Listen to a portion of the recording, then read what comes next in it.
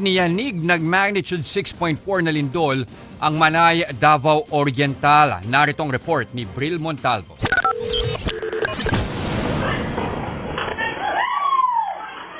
Namamalengke ang mga residente niyan sa Barangay Kayawan, Manay, Davao Oriental nang biglang lumindol. Napasigaw ang mga natatarantang residente at naglabasan sa palengke. Kita rin sa CCTV ang lakas ng pagyanig. Ganyan din ang eksena sa Manay Public Market. Ang mga customer agad nagtakbuhan habang nagsilaglagan ang ilang paninda sa palengke. Sa kuha naman ng bahay na ito, agad namang naglabasan sa mga kwarto at nagtakbuhan palabas ng bahay ang dalawang babaeng yan. Ganyan kalakas ang tumamang magnitude 6.4 na lindol sa Manay, Davao Oriental pasado alas 11 kaninang umaga. Kaya ang mga magulang ng mga estudyante sa Ronquillo and Dayanghirang Central Elementary School agad sinundo ng kanilang mga magulang. May 11 estudyante at isang guro mula sa iba't ibang paaralan ang isunugod naman sa Manay Hospital. Nahirapan silang huminga at may nawalan ng malay dahil sa lakas ng pagyanig.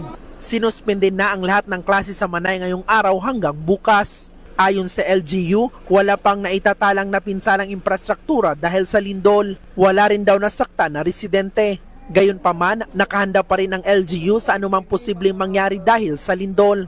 We are in the process of determining the damage kasi may mga dati kasing mga houses na supposed to be partially. Baka hindi natin alam ngayon, totally na, no?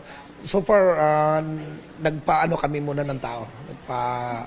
Pa-dispatch kami ng mga tao for us to properly talaga ng damage sa situation na yun dito. Ang lindol naramdaman din sa Davao City, kaya ang mga estudyante agad nag-evacuate. Gayon din sa mga empleyado sa Pag-ibig, Davao. Umabot din ang lindol sa Hinatuan, Surigao del Sur. Nagbabalita mula sa Frontline, Bril Montalvo, News 5, Mindanao. Mga kapatid, ako po si Ruth Cabal. Dito tayo sa totoo, dito tayo sa True FM.